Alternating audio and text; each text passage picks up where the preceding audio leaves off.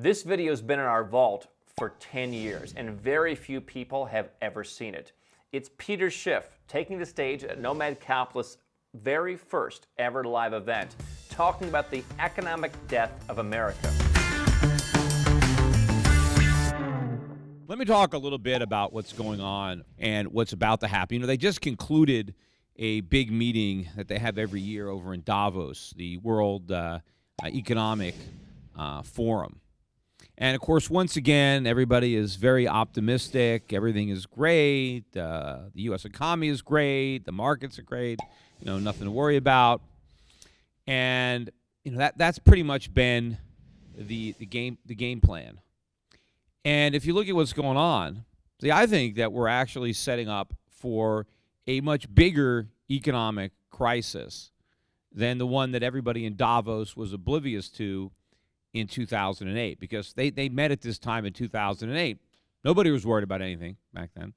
Same old, optimism.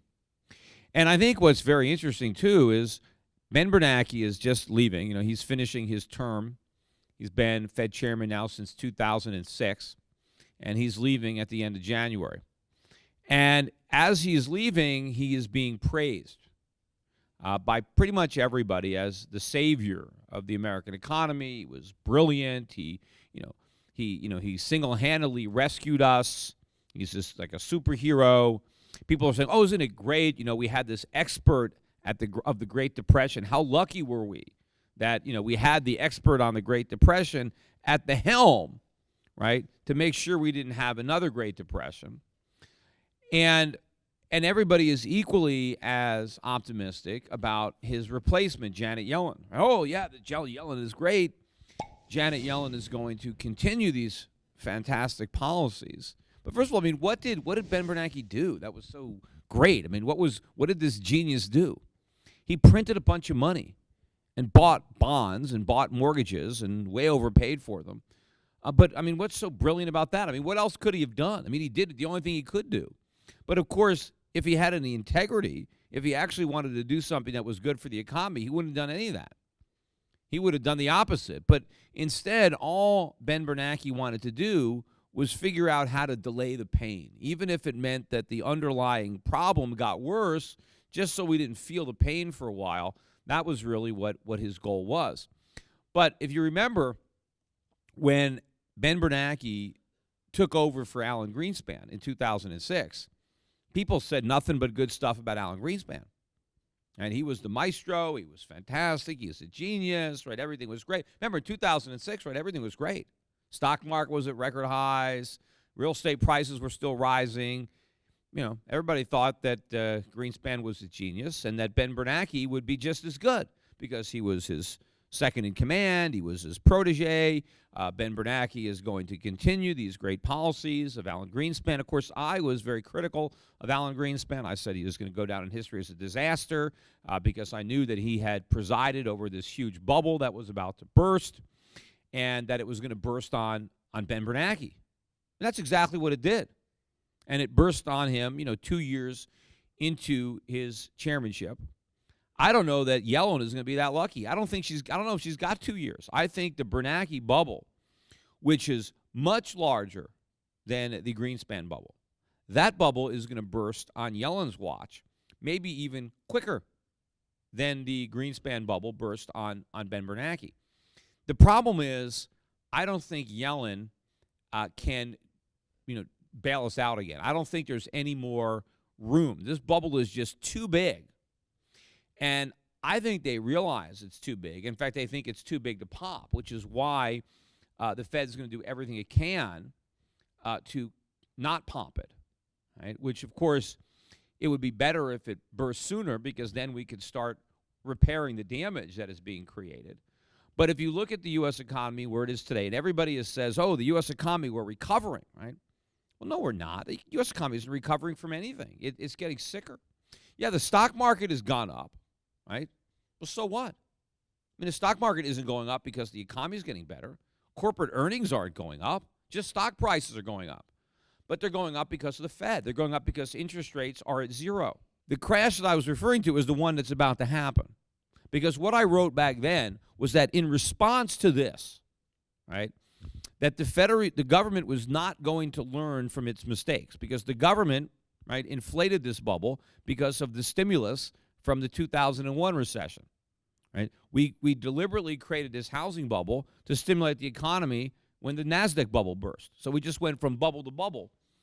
But I wrote that when the real estate bubble burst, that it would be so bad that the government would come in and repeat all the mistakes that they made to cause the bubble, and that they would try to reflate the housing bubble, and that as a result of that, we were going to have a complete economic collapse, which I think is going to happen because that's what they've done.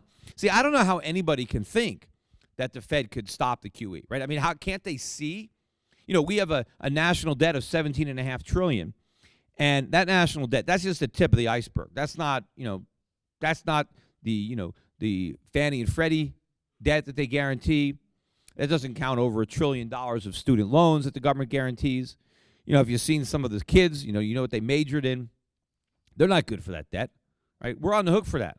You got the unfunded liabilities of Social Security, Medicare, now Obamacare, all that stuff. None of that is in the $17.5 trillion. But that's where we have to pay interest. That's where we borrowed money. We have to pay interest. Well, right now we're paying about $250 billion a year in interest on that debt. That's less than we paid when Ronald Reagan was president, even though the debt was a fraction of its current size, because interest rates are too low. What would happen if interest rates went to 5%, which isn't high? We can't afford 5%. There's no way. I mean, the government would have to spend over $1 trillion a year on interest. Where's it going to get that money? I mean, they were screaming bloody murder over the sequester. I mean, the sequester was nothing, and they already canceled that. The interest rates can't go up. How would homeowners that are so over leveraged, how would they survive 7-8% mortgage rates? It's impossible, right? Corporations, nobody can afford it. No one bothers to connect the dots. See, that they think the Fed can just remove the stimulus, and the whole economy that is completely dependent on the stimulus is going to keep going. They've got interest rates at zero. Why are interest rates at zero? Because that's the highest rate we can afford. That's why they're at zero. That's why the Fed can't raise them. The Fed talks about their exit strategy, right? They don't have an exit strategy. They're just talking about it. There's no way out. I've known that from the very beginning. And eventually the Fed is going to be forced to raise rates, and at a time when it's going to be a disaster to do it.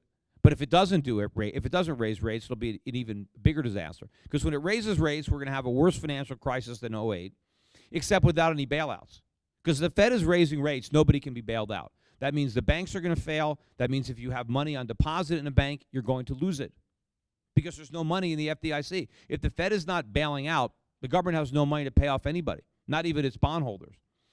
Now, if the Federal Reserve decides that we can't allow that, we can't allow the government to default, we can't allow the government to renege on its commitments for Social Security and Medicare, we can't allow depositors to lose their deposits, then they're going to destroy the dollar. Then that's worse. See, then we have hyperinflation. Then the dollar is confetti. And you've got to make sure that you are invested properly. I think one of the best things that you can do is have a good portfolio of dividend-paying foreign stocks. If you own companies in the right part of the world, if you understand how the global economy is going to change for the better for some people and change for the worse. I mean, America's been getting a free ride. We've been living off of the productivity and the savings and the sacrifice of other people. But I think when that changes and you have a realignment of exchange rates and you see a big increase in the value of other currencies, that's going to be a big boom to people that own those currencies, that earn those currencies. But you want to own companies. You want to be in business where the customers are going to be richer, not where they're going to be broke. So we own stocks for our clients all around the world that are in the countries that we think have the best policies, that are earning the currencies that we think will be the strongest. So now I think the goal is going to take off when the crisis begins, not collapse like it did in 2008. So very different. Weak dollar, weak bonds, strong gold, other commodity prices. Even look at oil. I mean, oil prices are still about $97 a barrel. We've had big drop in the stock market, a 300-point drop in the Dow on Friday. Oil was only down about 60 cents a barrel.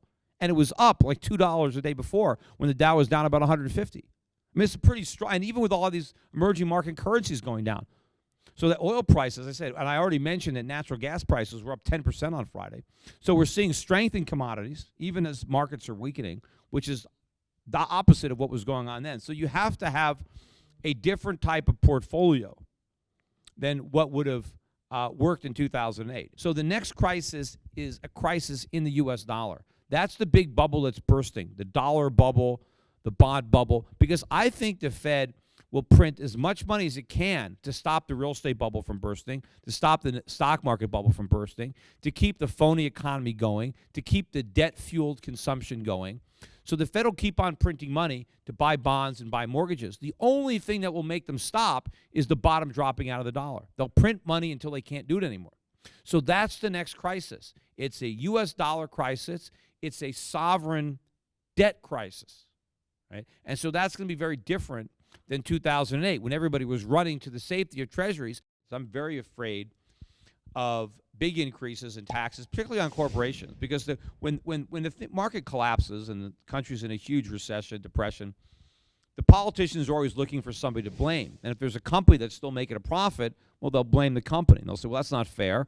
Let's divvy up the profits among the people. They have to pay their fair share. It's not right that a company should profit while everybody else is suffering, and they'll have windfall profit taxes. So I'm nervous about owning businesses in the U.S. when politicians are looking for someone to blame. If you have a profitable business, you might be the enemy. And while nobody's right about everything, Peter touched on some very important topics about how the United States is just a little bit less relevant in the world, how Americans are a little bit less financially secure, and how there are some serious changes going on in the world that suggest you want an international plan.